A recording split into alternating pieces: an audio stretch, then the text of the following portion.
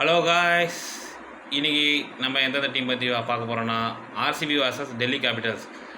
இந்த match evening 3:30 போல் நடக்குது. எங்கே நடக்குது பார்த்தீங்கன்னா சின்னசாமி ஸ்டேடியமில் பெங்களூரில் நடக்குது. இந்த பிச்சு பார்த்தீங்கன்னா ஆவரேஜ் ஸ்கோர் பார்த்தீங்கன்னா 203 ரன்னு. இது பேட்டிங் பிச்சு, ஸ்பேஸருக்கு ஹெல்ப்ஃபுல்லாக இருக்கும். ஓகே, பார்க்கலாம். லாஸ்ட்டு 5 மேட்ச்சில் ஆர்சிபி பார்த்தீங்கன்னா 4 மேட்ச் வின் பண்ணியிருக்காங்க, 4 மேட்ச் ஜெயிச்சிருக்காங்க, 1 மேட்ச் தோற்றுருக்காங்க. டெல்லி கேபிட்டல்ஸ் பார்த்தீங்கன்னா 5 மேட்ச்சில் 3 மேட்ச் ஜெயிச்சிருக்காங்க, 2 மேட்ச் தோற்றுருக்காங்க.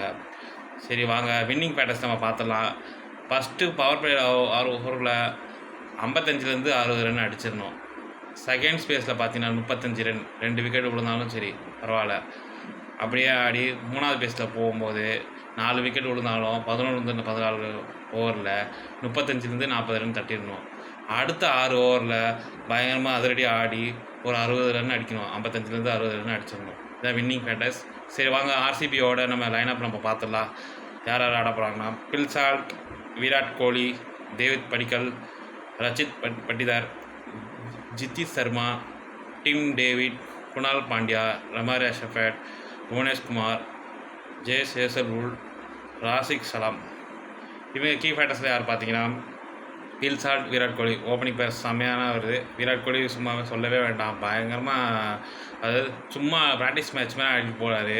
லாஸ்ட் மேட்ச் பார்க்கும்போது அந்தளவுக்கு ஃபார்மில் இருக்கார். தேவதேவ் படிக்கலும் சூப்பர் ஃபார்மில் இருக்கார். ரச்சித் பட்டிதார் வந்தோன்னே 6 ஓவர்னு அடிக்கிறாரு. அந்தளவுக்கு ஒரு பயங்கர கன்சிஸ்டாக ஆடிட்டுருக்காரு. ஜித்திஷ் சர்மா, டிம் டேவிட் இவங்க வரைக்கும் பயங்கரமான பேட்டிங் கன் பவரில் இருக்குது. பவுலிங்கில் பார்த்தீங்கன்னா குணால் பாண்டியா, இம்பேக்ட் பிளேயர் சேஷ் சர்மா, இந்த 2 பேர் ஸ்பின் அட்டாக் வச்சு எல்லா டீமும் வந்து அவங்க பயங்கரமாக அட்டாக் பண்ணிடுறாங்க.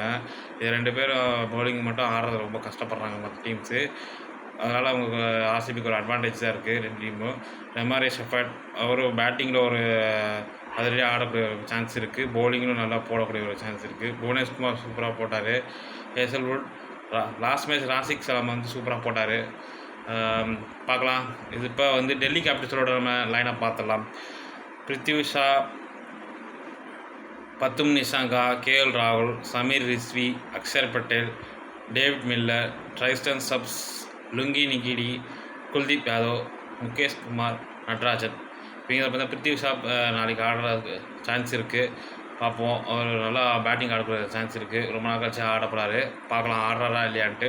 பத்தும் நிஷாங்க்குக்கும் அந்தளவுக்கு ஒரு கிளிக் ஆக மாட்டேங்க ஆயிடுச்சுன்னா அவரும் நல்லா பேட்டிங் ஆடக்கூடிய சான்ஸ் இருக்குது. கேஎல் ராகுல் கன்சிஸ்டாக ஆடிட்டுருக்காரு.